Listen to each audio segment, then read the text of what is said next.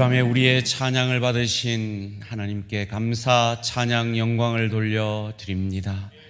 이 밤에 우리의 기도를, 우리의 신음소리를 들으신 하나님께 감사, 찬양, 영광을 돌려드립니다.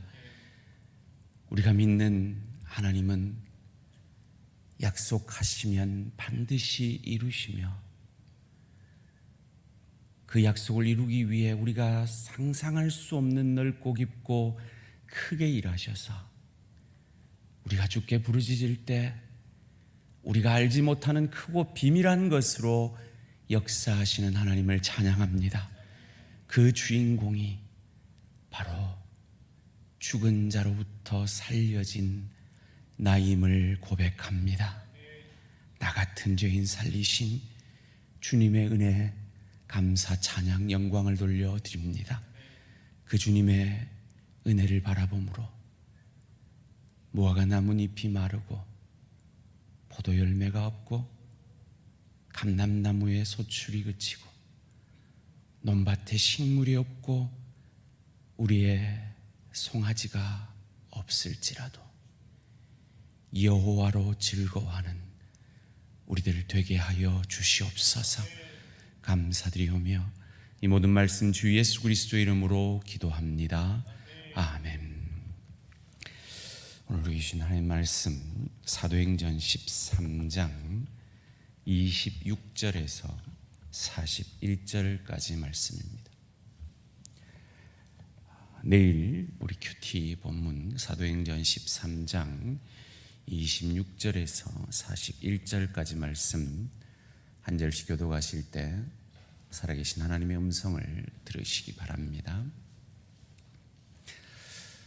형제들아, 아브라함의 후손과 너희 중 하나님을 경외하는 사람들아, 이 구원의 말씀을 우리에게 보내셨거늘. 예루살렘에 사는 자들과 그들 관리들이 예수와 및 안식일마다 외우는 바 선지자들의 말을 알지 못함으로 예수를 정죄하여 선지자들의 말을 응하게 하였도다. 죽일 죄를 하나도 찾지 못하였으나 빌라도에게 죽여달라 하였으니 성경에 그를 가리켜 기록한 말씀을 다 응하게 한 것이라. 후에 나무에서 내려다가 무덤에 두었으나 하나님이 죽은 자 가운데서 그를 살리신지라. 갈릴리로부터 예루살렘에 함께 올라간 사람들에게 여러 날 보이셨으니 그들이 이제 백성 앞에서 그의 증인이라. 우리도 이 조상들에게 주신 약속을 너희에게 전파하노니 곧 하나님이 예수를 일으키사 우리 자녀들에게 이 약속을 이루게 하셨다 함이라. 시편 둘째 편에 기록한 바와 같이 너는 내 아들이라 오늘 너를 낳았다 하셨고, 또 하나님께서 죽은 자 가운데서 그를 일으키사 다시 썩음을 당하지 않게 하실 것을 가르쳐 이르시되 내가 다윗의 거룩하고 미쁜 은사를 너희에게 주리라 하셨으며, 또 다른 시편에 일렀으되 주의 거룩한 자로 썩음을 당하지 않게 하시리라 하셨느니라. 다윗은 당시에 하나님의 뜻을 따라 섬기다가 잠들어 그 조상들과 함께 묻혀 썩음을 당하였으되 하나님께서 살리신 이는 썩음을 당하지 아니하였나니. 그러므로 형제들아, 너희가 알 것은 이 사람을 힘입어 죄 사함을 너희에게 전하는 이것이며, 또 모세의 율법으로 너희가 의롭다 하심을 얻지 못하던 모든 일에도 이 사람을 힘입어 믿는 자마다 의롭다 하심을 얻는 이것이라. 그런즉 너희는 선지자들을 통하여 말씀하신 것이 너희에게 미칠까 삼가라. 일러스되 보라, 멸시하는 사람들아, 너희는 놀라고 멸망하라. 내가 너희 때를 당하여 한 일을 행할 것이니 사람이 너희에게 일러줄지라도 도무지 믿지 못할 일이라 하였느니라 하니라. 아멘. 오늘 제목을 한번 같이 읽겠습니다. 시작. 약속을 이루시는 여호와로 인해 기뻐하리라. 한 번 더 읽을까요? 시작. 약속을 이루시는 여호와로 인해 기뻐하리라. 여러분 지금 기쁘십니까? 여러분 이 한 주간 삶의 예배 가운데 우리에게 허락하신 이 구원의 감격과 기쁨으로 삶의 예배 드리셨습니까? 오늘 본문에 바울의 삶을 보면서 그는 도대체 복음의 감격과 기쁨이 얼마나 충만했기에 오늘 새벽에 우리 강도사님 설교하신 대로 그 전도의 길이 험한 산과 그런 강도의 위험이 있는데도 그 길을 마다치 아니하고 복음 들고 그 복음의 여정들을 기쁨으로 감당했느냐 하는 것입니다. 그리고 우리는 그가 가지고 있는 무엇이 부족하기에 때로 구원의 감격을 잃어버리고 삶의 터전인 가정에서 일터에서 삶의 예배드리기보다 갈등하고 힘들어하고 지치고 아파하는가 하는 것입니다. 그것을 오늘 바울이 하고 있는 이 설교를 통해 세 가지 정도로 살펴보고자 합니다. 지금 바울은 어디에서 언제 설교를 하고 있는 겁니까?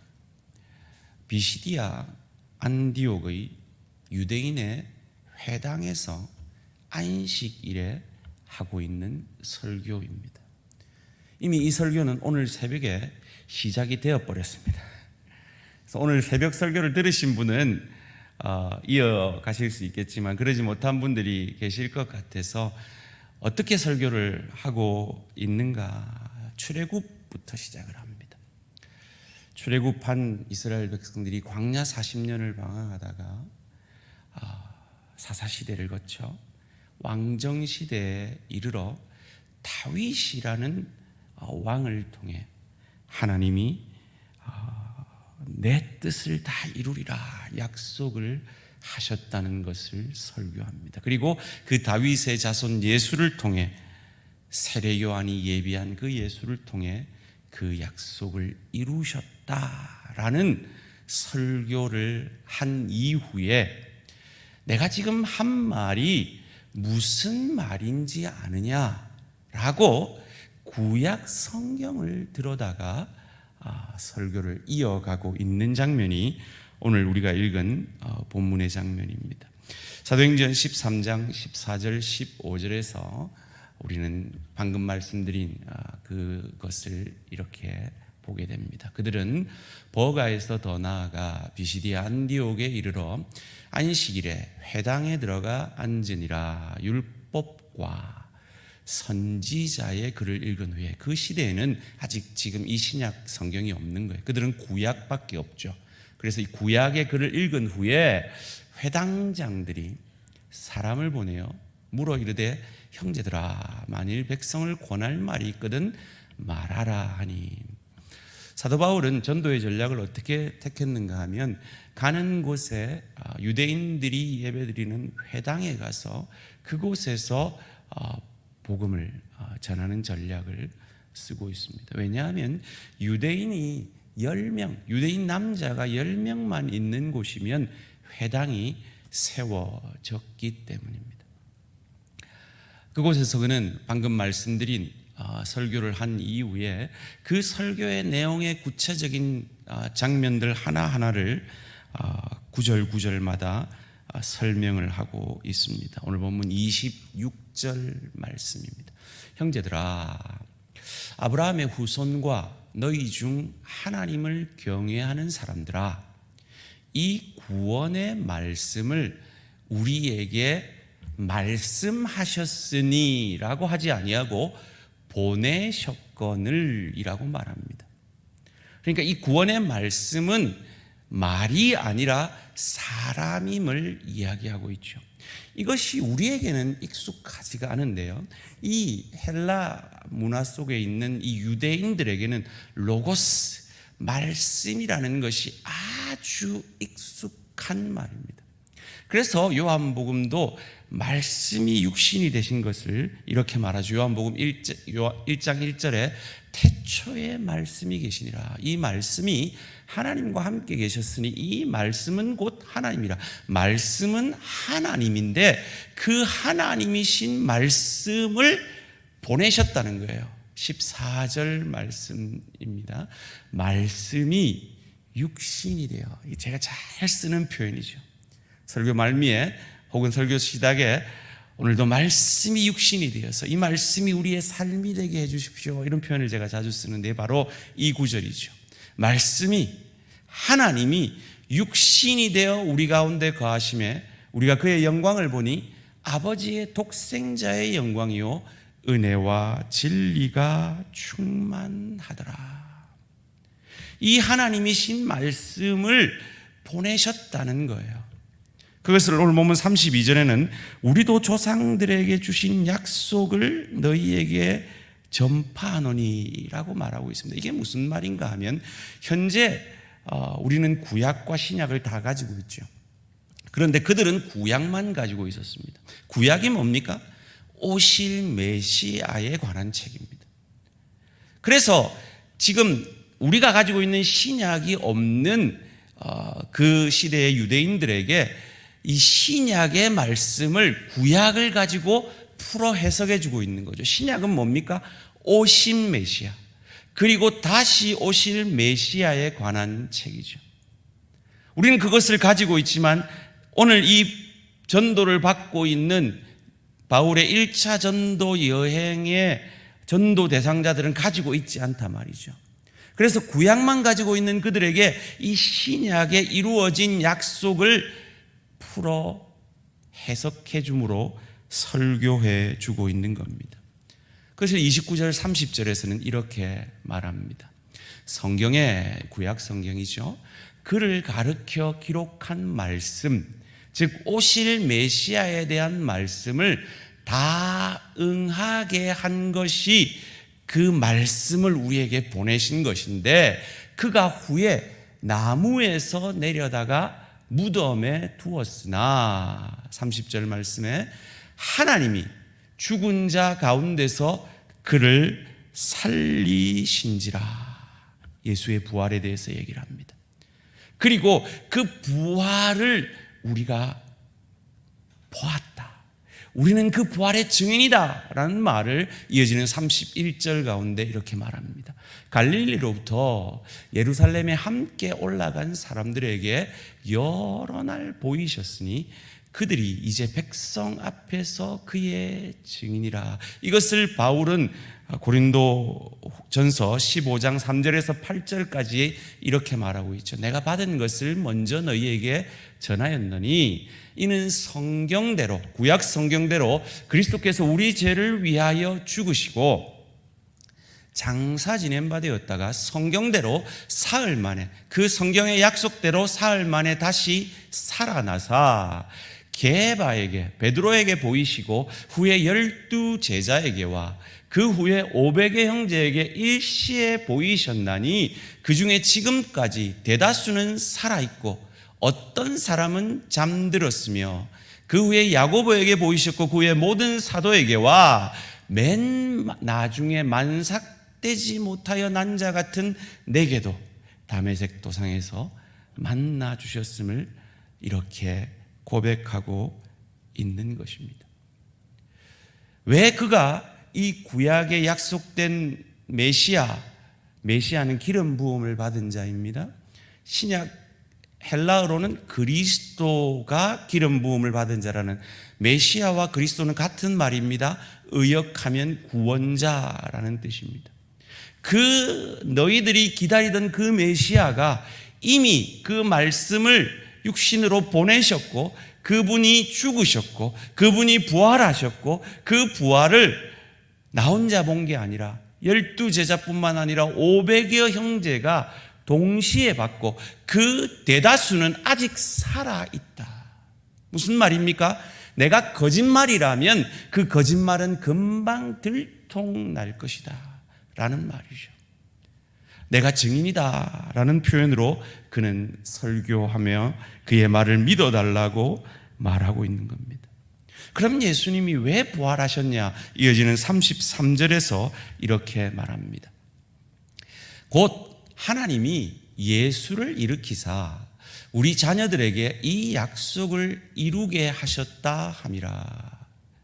시편 2째 편에 기록한 바와 같이 너는 내 아들이라 오늘 내가 너를 낳았다 하셨고, 시편 둘째 편, 그러니까 시편 2편, 그들이 가지고 있는 구약 시편 2편에 이 말씀을 하지 않았느냐, 이 예언을 하지 않았느냐, 이 예언이 이루어졌다라는 겁니다. 여기서 우리는 어떤 교훈을, 바울이 알고 있는, 그런데 우리가 간과하는 그 어떤 교훈을 발견하게 됩니까?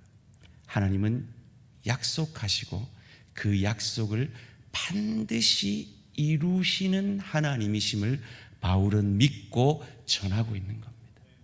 그것으로 인해 그는 그 고된 전도 여행 가운데도 복음의 확신과 복음의 소망으로 그 힘든 전도의 여정들을 감사함으로 감당해 내고 있는 것입니다.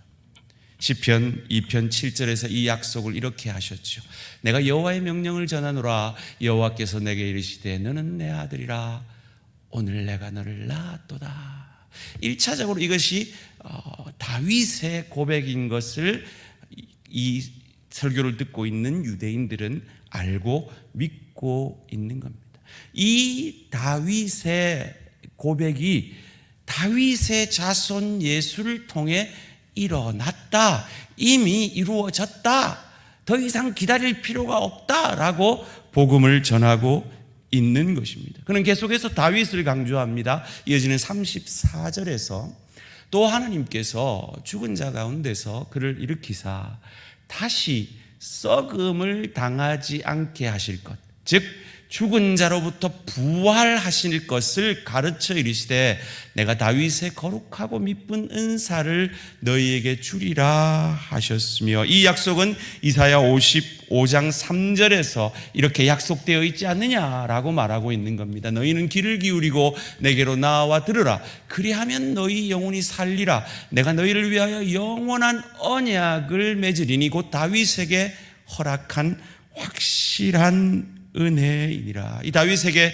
이 약속을 언제 하셨습니까? 사무엘하 7장 13절에서 하셨다는 겁니다. 그는 내 이름을 위하여 집을 건축할 것이요 나는 그의 나라 왕위를 영원히 견고하게 하리라. 다윗의 자손을 통해 왕을 세울 것인데 이 왕은 영원한 왕이다라는 그 예언을 너희가 알고 있지 않느냐. 그 예언이 로고스, 말씀을 보내셔서 그를 성경의 구약의 약속대로 죽게 하셨고 그를 썩음에서 살리신 부활로 말미암아 그 약속이 이미 이루어졌느니라 라고 유대인들에게 설교하고 있는 것입니다. 그것을 이어지는 35절에서 이렇게 말합니다. 또 다른 시편에 일렀을 주의 거룩한 자로 썩음을 당하지 않게 하시리라 하셨느니라. 이것도 다윗의 고백이죠. 시편 16편 7절 말씀입니다. 이는 주께서 내 영혼을 수월해 버리지 아니하시며 주의 거룩한 자를 멸망시키지 않을 것임이니이다. 계속해서 바울은 다윗의 얘기를 메시아 그리스도와 연결시켜 가고 있습니다. 그러면서 그가 왜 다윗의 얘기를 하고 있는지를 이어지는 36절에서 이렇게 말합니다. 다윗은 당시에 하나님의 뜻을 따라 섬기다가 잠들어 죽어 그 조상들과 함께 묻혀 썩음을 당하지 않았느냐. 즉 지금 다윗에게 하신 이 예언의 말씀은 다윗을 향하는 말이 아니다. 왜? 다윗은 이미 썩고 죽임당하지 않았느냐. 그럼 누구에 대한 말이냐? 이어지는 37절에서 하나님께서 살리신 즉 다윗의 자손 메시아 그리스도인 예수는 썩음을 당하지 아니하고 부활하였다. 그 부활의 증인이 내다. 그 부활의 증인이 우리다. 500의 형제가 그것을 일시에 봤다 라고 그들을 전도하고 있는 겁니다. 왜요? 왜 이 말을 하고 있는 겁니까? 이 사람이 뭐길래요? 다윗의 자손이 죽었다가 살아난 이 다윗의 자손이 뭐길래요? 어떤 역사를 이루길래요? 38절 함께 읽습니다. 시작. 그러므로 형제들아 너희가 알 것은 이 사람을 힘입어 죄 사함을 너희에게 전하는 이것이며. 아멘. 이 사람이 너희의 죄를 사할 메시아 그리스도 구원자이다. 이 말을 하기 위해서 그들이 다윗의 자손을 통해 올 메시아를 여전히 기다리고 있는 그때에 너희가 기다리던 그 메시아 그리스도가 이미 왔다. 하나님께서 그 로고스를 이미 보내셨다. 그리고 그를 죽게 하셨다. 그리고 그를 썩음에서 부활하셨다. 그것을 너희 조상 다윗이 이미 먼저 바라보고 예언하지 않았느냐? 그 예언이 이미 이루어졌다. 그 예언이 다윗에 관한 것이라면 다윗은 썩고 죽었는데 아니지 않느냐? 그 다윗의 자손 예수를 통해 그 약속이 이루어졌느니라 라고 말하고 있는 겁니다. 왜 그들에게 이 예수가 필요합니까? 로마서 3장 오늘 본문 39절이 이렇게 말합니다. 또 모세의 율법으로 너희가 의롭다 하심을 얻지 못하던 모든 일에도. 너희 모세의 율법 앞에 너희 중에 의로운 자가 누가 있느냐? 너희는 다 율법 앞에 죽을 죄인이지 않느냐? 그런데 그 율법으로 죄를 깨달은 너희가 나로서는 이 죄의 문제를 해결할 수 없다라고 믿고 이 사람을 그 죽음에서 썩음에서 부활한 이 예수 그리스도를 힘입어, 계속해서 띄워주세요. 이 예수를 힘입어 믿는 자마다 의롭다 하심을 얻는 이것이 복음이다 라고 그 긴 설교의 결론을 이렇게 내리고 있는 겁니다. 이것을 바울은 로마서 3장 20절에서 이렇게 풀어 말했죠. 그러므로 율법의 행위로 그의 앞에 의롭다 하심을 얻을 육체가 없나니 율법으로는 죄를 깨달음이니라. 복음은 여기서부터 시작합니다. 여러분, 오늘 복음이 너무 많이 변질되어서 요즘 사람들이 복음을 어떻게 이해를 하고 있는가 하면 나는 꽤 괜찮은 사람인데 예수를 믿어 더 괜찮은 사람이 된다라고 착각하는 겁니다. 그건 복음이 아닙니다. 그건 윤리요, 도덕이요, 종교죠. 복음은 뭡니까? 율법의 행위로 그의 앞에 의롭다 하심을 얻을 육체가 없는 절망 속에서 그 율법 앞에서 나의 죄를 깨닫고 마치 베드로의 설교를 듣고 형제들아 우리가 어찌할꼬 절망하는 그 상태에서 너희가 그러지 않느냐? 오늘 본문 39절에서 모세의 율법으로 너희가 의롭다 하심을 얻지 못하던 모든 일이 너희 아니냐라고 그들의 절망적인 상태를 깨닫게 하는 겁니다. 왜 우리가 복음의 감격을 잃어버립니까? 내가 이 복음이 얼마나 필요한 죽을 죄인이라는 것, 아니 죽었던 죄인이라는 것들을 놓치고 있기 때문은 아닙니까? 우리는 복음이 없으면 살 소망이 없는 자. 그런데 나는 저 사람보다 낫고 복음이 나를 좀 더 착하게 만들어준다라고 그 복음을 오해하기 때문에 바울이 가졌던 이 복음의 감격을 우리는 놓치고 있는 것이 아닙니까? 아니요. 복음 없으면 우리는 망해요. 복음 없으면 우리는 죽어요. 복음 없으면 우리는 지옥 가요. 복음 없으면 우리는 살 수 없어요. 그 절망 앞에서 우리가 복음을 받은 자라는 이 소망을, 이 바울이 가졌던 소망을 회복함으로 우리도 다시 한번 이 복음에 대한 감격을 회복할 수 있기를 주님의 이름으로 축원합니다. 그리고 이어지는 로마서 3장 21절 성경의 보석 중의 보석 같이 읽는데요, 성경에 빠진 접속사를 넣어서 읽습니다. 우리는 율법 앞에 절망했습니다. 그런데 거기서 거치는 것이 아닙니다. 그러나를 넣어서 함께 읽습니다. 시작. 그러나 이제는 율법 외에 하나님의 한 의가 나타났으니 율법과 선지자들에게 증거를 받은 것이라. 아멘. 너희가 율법 앞에 절망한 상태 아니냐. 그러나 but 이제는 now 너희가 너희를 절망하게 하는 그 율법 외에 그 율법을 다 이루신 하나님의 한 의 메시아 그리스도가 나타났다. 그 말씀이 나타났다. 내가 증인이다. 그 말씀이 죽었다. 그 하나님이 죽었다. 그리고 썩음으로부터 살아났다.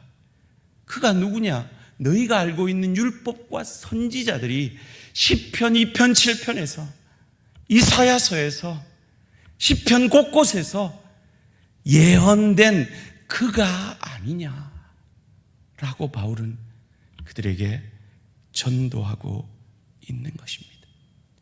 그래서 이어지는 40절 41절이 이렇게 말합니다. 그런즉 너희는 선지자를 통하여 말씀하신 것이 너희에게 미칠까 삼가라.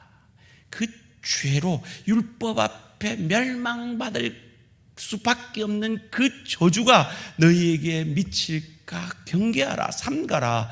41절에 일렀으되 보라 멸시하는 사람들아 너희는 놀라고 멸망하라. 내가 너희 때를 당하여 한 일을 행할 것이니 사람이 너희에게 일러줄지라도 도무지 못할 일, 즉 나 같은 죄인을 살리려 하나님이 인간이 되는 도무지 인간으로서는 상상할 수 없는 그 일이 일어났다는 겁니다. 도무지 믿지 못할 일. 이것은 하박국 1장 5절을 바울이 인용한 겁니다. 여호와께서 이르시되 너희는 여러 나라를 보고 또 보고 놀라고 또 놀랄지어다. 너희의 생전에 내가 한 가지 일을 행할 것이라. 누가 너희에게 말할지라도 너희가 믿지 아니하리라. 어떤 일입니까? 이방 바벨론을 들어 유대 백성들을 멸망하겠다는 것. 하나님의 자녀들을 멸망시키겠다는 것. 마치 율법 앞에 우리가 화로다, 우리여 망하게 되었도다 고백할 수밖에 없는 것처럼 말이죠. 하박국이 화를 냅니다. 하나님 압니다. 유대 백성들이 우상 숭배하고 범죄한 거 압니다. 그렇지만 쟤들은 우리보다 더 나쁘잖아요. 그런데 어떻게 이방을 몽둥이로 쓰셔서 당신의 백성들을 멸망하십니까? 되어듭니다. 마치 오늘 우리가 하나님, 예수 믿는 우리에게 왜 이런 일이 일어납니까?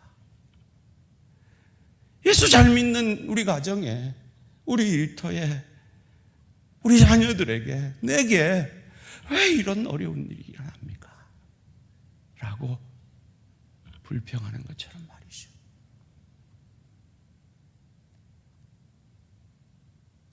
그때 하나님 앞에 하박국이 설득당하죠. 네가 나를 모르느냐? 나는 약속을 반드시 이루는 하나님이다. 그리고 너희는 죄로 인해 죽어 마땅하다. 그러나 내가 너희를 살리기 위해 나는 네가 생각하는 것보다 더 넓고 깊고 크게 네가 상상할 수 없는 방식으로 역사하는 하나님이다.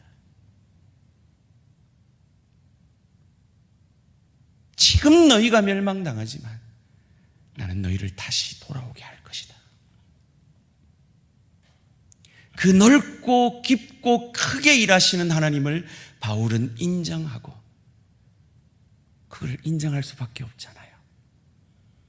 하나님을 위해 하나님을 핍박했던 자기 같은 사람도 만나주시는 하나님, 망하게 하셔서 눈을 멀게 하셔서 그가 영적 장님임을 깨닫게 하시고 율법 앞에 죽을 수밖에 없는 죄인임을 깨닫게 하시고 그 절망 속에서 하나님이 육신이 되신, 하나님이 말씀이 되셔서 그 메시아 그리스도가 그 썩음에서 부활함으로 그 구원을 자기 같은 자에게도 이루셨음을, 그 하나님의 넓고 깊고 크게 일하심을 그는 온몸으로 경험했기에 그 하나님을 하박국의 이 고백 가운데 하나님은 네가 생각하는 그것보다 훨씬 넓은 하나님이기에 훨씬 넓게 일하신다, 훨씬 깊게 일하신다, 훨씬 크신 하나님이다. 이 하나님을 저와 여러분이 지금 받고 있는 건강에, 자녀 문제에, 경제적 어려움 가운데, 관계의 어려움 가운데 그것을 깊이의 축복으로 인정해내고 그 하나님의 넓고 깊고 크게 일하시는 그 하나님의 열심 앞에 겸손히 저와 여러분을 내려놓는 우리 모든 대한가족들 되시기를 주님의 이름으로 축원합니다. 그 하나님의 설득 앞에 하박국이 항복합니다. 그리고 그가 이 고백으로 하박국을 마칩니다.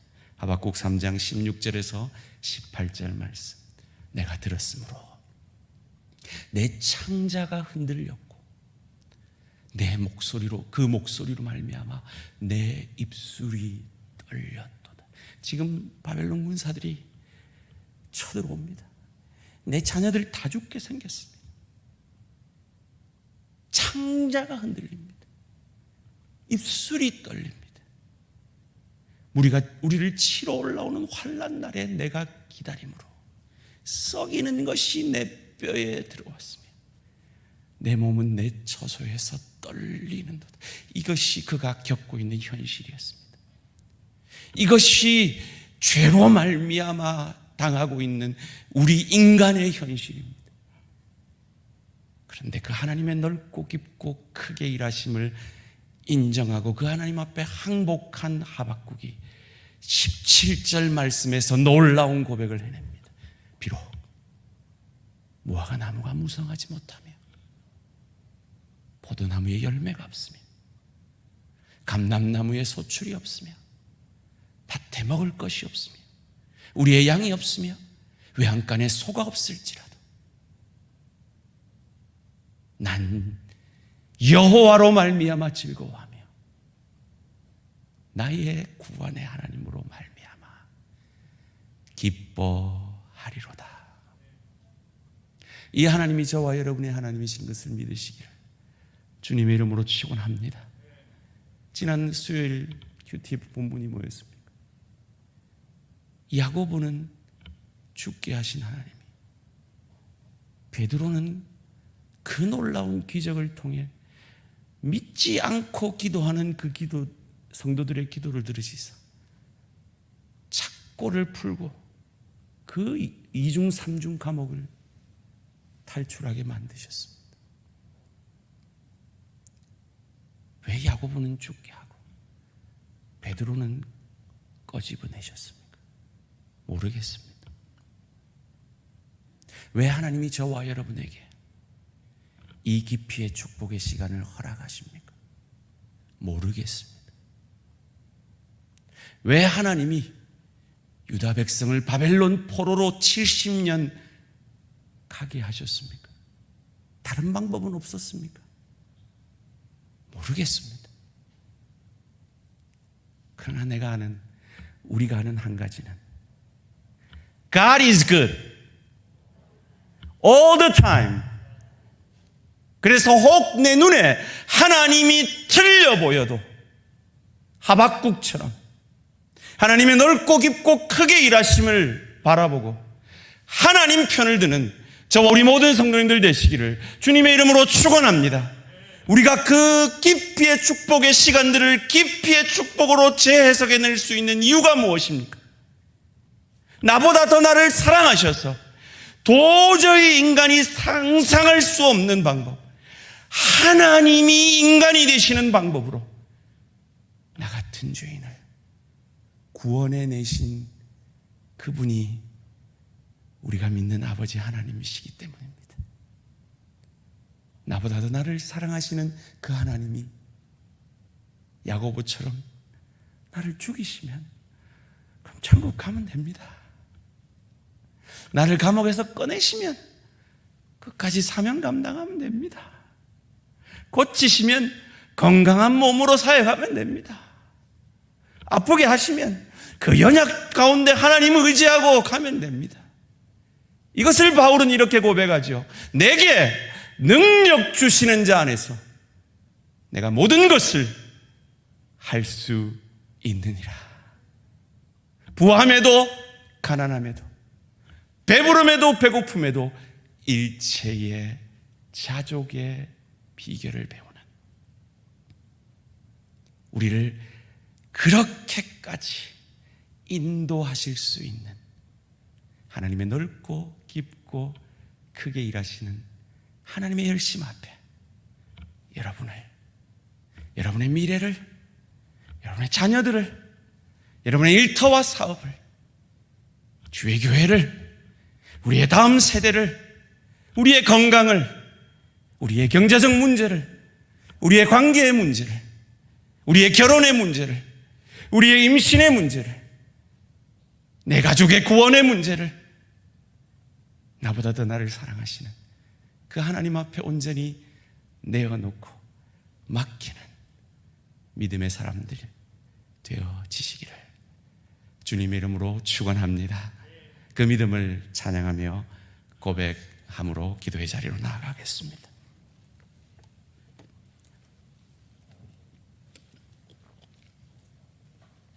우리가 이 찬양이 빠른 템포라서 막 박수 치면서 즐겁게 찬양하지만 사실은 이 찬양은 장송곡 같이 불러야 되는 찬양 아닙니까? 우리의 믿음의 수준이라면 말이죠. 그런데 하나님, 오늘 바울이 그 이방인들에게 고백하는 것처럼 하나님은 약속하시면 그 약속을 반드시 이루시는 하나님입니다. 그를 통해 나 같은 죄인을 살리신 하나님입니다. 그것을 위해 부활하셨고 나는 거기에 정인이다. 그 나를 구원하기 위해 하나님이 어떤 상상할 수 없는 일을 행했는지 아느냐? 자기 아들을 우리에게 주셨다. 그런 하나님이라면 망하면서도 이 고백을 할 수 있지 않느냐? 이 믿음의 고백이 우리의 고백, 우리가 이 믿음의 수준으로까지 자라나기를 소원하며 힘차게 믿음으로 박수 치시면서 함께 찬양하겠습니다.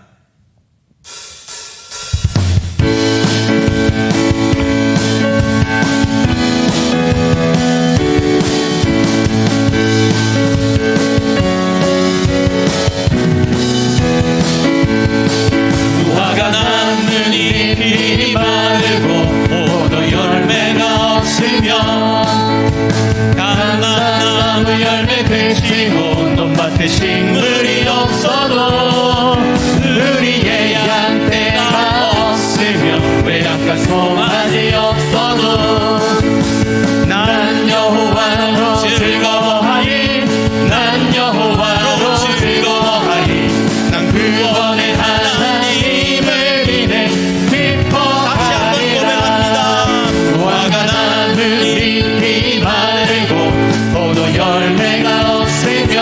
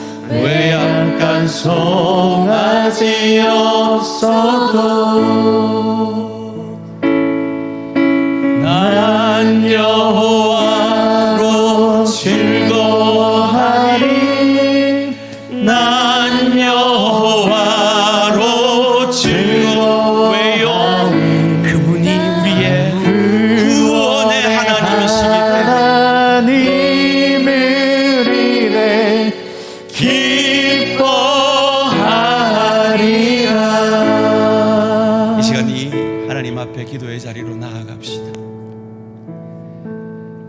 우리의 기도의 제목들, 우리의 염려들, 걱정들,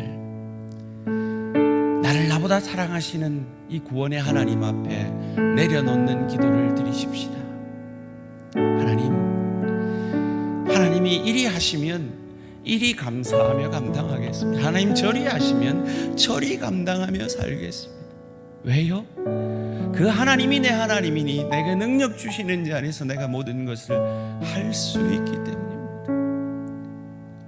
여러분의 모든 기도의 제목들을 이런 관점에서 주님 앞에 맡겨드리는, 내어놓는 기도를 드리기를 원합니다. 특별히 그 기도, 개인적인 기도를 하실 때 2주간 저희 초청되신 22분의 영혼을 위해 기도하십시오. 이 중에 5분이 계속해서 예배를 오시기로 작정하셨습니다. 이 남은 17분에게도 이유를 알 수 없는 의에 주려고 목마름이, 그 주님이 찾아가셔서 그들이 예배의 자리로 나아올 수 있도록 기도해 주시기를 바랍니다.